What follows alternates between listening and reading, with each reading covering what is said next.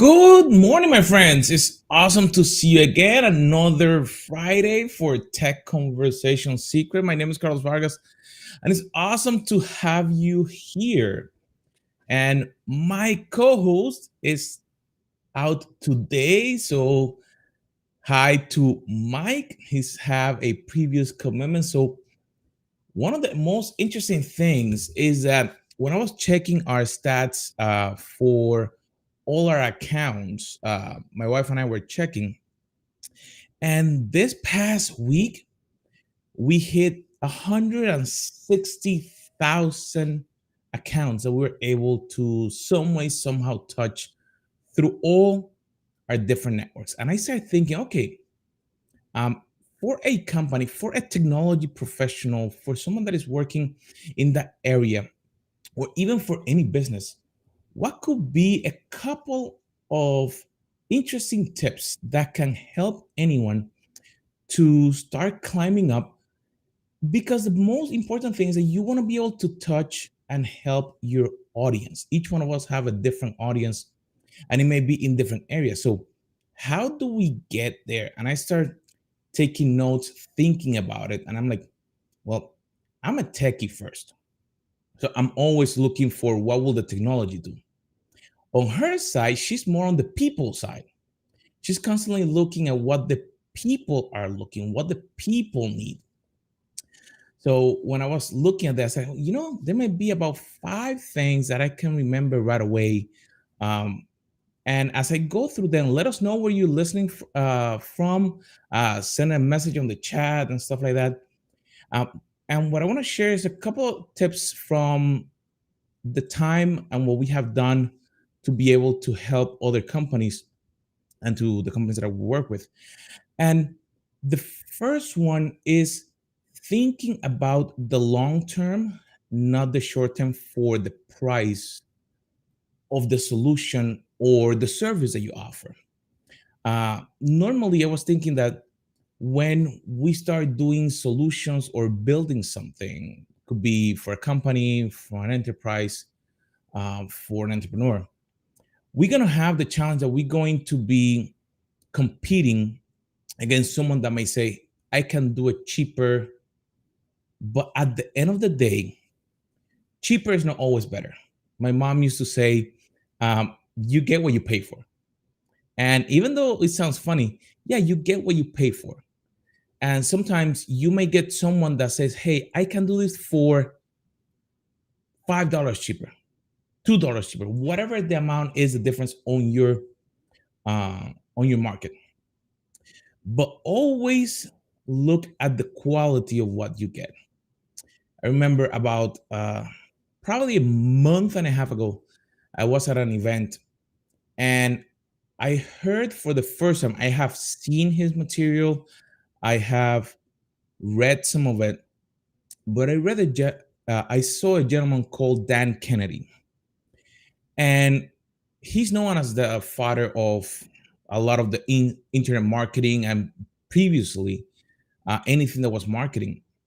And he was saying that if you cannot be the cheapest in town delivering a good service, be the most expensive in town. And when I started looking at what he was sharing, it was interesting to see that you need to get what you're worth for the market. And a lot of times we just try to be cheaper and cheaper and cheaper because we think that that's what's going to get us to win the customer. But if I can deliver a service for $1 and I'm cutting all the expenses and everything, what I'm going to be making for myself? I'm not going to be able to climb to go to the new solution when it come out. I'm not going to be able to invest in myself. So you want to make sure that you are actually not underpricing yourself. And that was a tip that was very important, even through everything that has happened, because you may be able to cut down some so you can capture some market.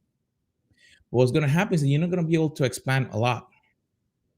So you want to make sure that you're pricing how you do it and you put it for your solutions, for your services, is appropriately, because you want to be able to, again, if you cannot be the cheapest, You want to be the highest. And sometimes we're just competing with the price. I remember that at one point in time, I worked for a company and we needed to purchase servers. And normally, for an RFP or whatever type of auction that is done in the corporate world, the specs that they were giving, they were trying to get the cheapest, but they were never looking at what the value of what they were getting. So at the end of the day, yeah, they look like they were getting a cheap price, but when they needed to do an upgrade to those servers to meet the need of the business, they were ending up paying twice, three times, all the way up to 10 times more for the components that they needed to upgrade because then they were not the standard ones. So you want to make sure that you check that. Tip number two is specialize in one area. And when I'm talking about one area, I'm talking about a vertical. You may be very good in the medical space, or you may be very good on the spiritual realm, or you may be very good with real estate, or you may be very good in, let's say, in the legal side. Why do I mention this? I learned this the hard way. Um, at one point in time, because of my technical background and working with different individuals, my expertise needed to shift so I can serve a new market.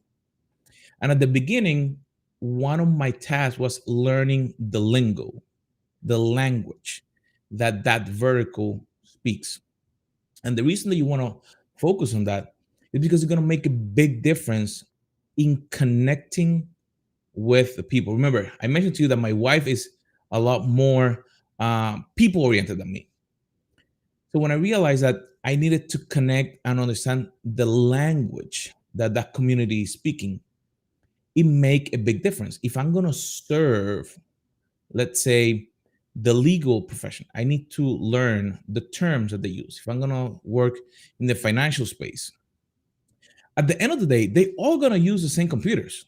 They all use the same CPU, memory. So that is not the problem. The problem is not the technology. The problem is what you're going to do to relate to the problems that they are experiencing. So you can then do some research. An example, if you are looking for alerts of what is happening this week, let's say on the technology space, is different than what happened this week on the legal space, or let's say on the nonprofit space, or on the manufacturing, or on finance. So you see, there are different news. There could be new regulations. There could be new things that will affect those customers. So when you want to be able to climb, you want to be able to narrow down. And this is a word that sometimes companies or individuals don't want to do. The target, what is the target, the specific target? Because when you narrow down and you focus on it, you can grow and be able to be more specific into what you're doing. The third thing that I realized is that I needed to spend time learning and identifying my ideal customer. And it was very important because, as I mentioned, I needed to speak the language, but then I needed to focus on who is that clear customer that I can do a partnership with, that I want to serve constantly so I can climb my success, that they need the services, solutions that I bring. And in the technology space, sometimes we just go like, oh, let me sell this to anyone. And if I'm just selling a widget, I'm always going to be running down to who can give it to me for the cheapest price. But looking that if I focus on getting the correct customer, knowing my customer, understanding what they need, that's going to make a big difference because then I can realign everything that I do. Again, I learn what they do from a vertical standpoint. I learn that I'm going to provide them the services that they need because then when I know them, they won't mind paying for the services that I offer. They will mind that when I give them a recommendation, simple example, I had someone that asked me for some ways in how to create a great webinar. And I gave them a recommendation and I helped them with the resource. Say, hey, go and check this out. And then right away, they went and they purchased the resource, they purchased the course, and they start implementing it. So that was a simple example that, again, I was not looking for anything. But when you decide who you're going to be working with, it actually make a big difference because you start learning their needs. You're not selling just to the wants. You start understanding what is in their head and how you can help them. Tip number 4 is that you need to realize that even though you are serving your community, you're not the one that have all the knowledge.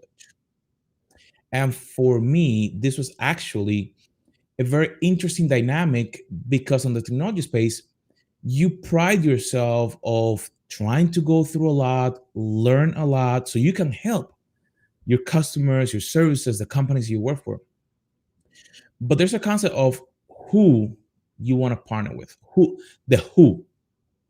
And it's interesting because for the longest time, I was constantly looking into being the one that had all the answers. And I have a friend of mine that I probably he's live right now, so I don't know if he's gonna see this. But I have my friend Dave Gambrell that at one point in time I heard him talking about the who. I'm like, the who? Yeah, and he said you need to learn the who so you can actually partner with that other who, and that who can be a person, it could be a company, or it can be a group of people. And the reason for that is that you're going to have to partner with someone. You may not dominate or be an expert in every area. And the important thing is trying to get the service or what your community needs. So you're building a community that will leverage your services, that will connect with you, and understanding who you partner for anything. Let's say that you are selling uh, some technology products or you're selling uh, purses, whatever it's going to be. You're going to have some products, but you may not have everything.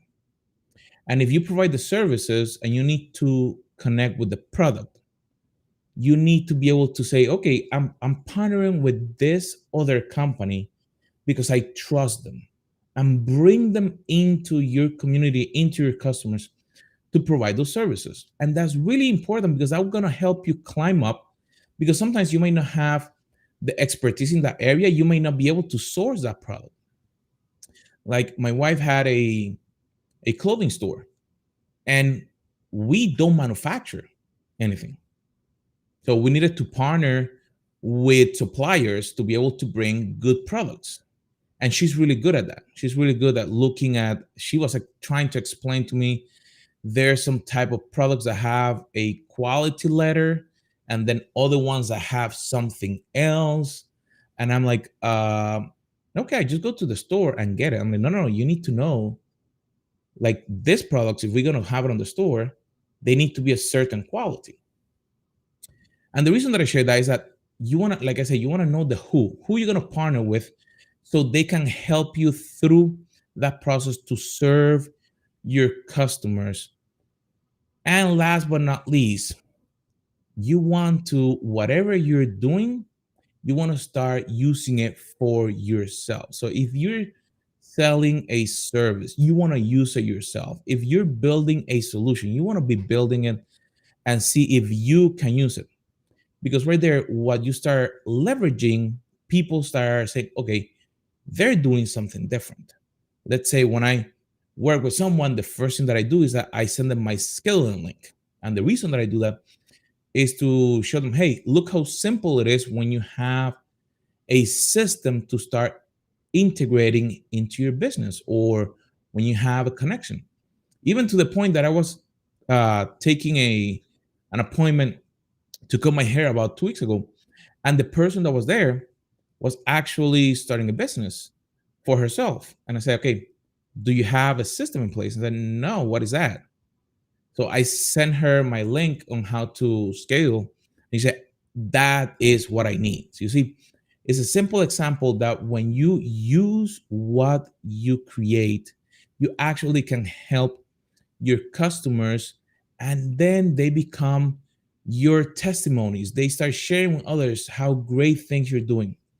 So my friends, this is being for today 5 little tips to help you climb your success. Make sure that you share your feedback with us. It has been awesome. As always, as I say, it is not the end of the weekend. The week is the beginning of the weekend. So, my friends, we'll see you next week.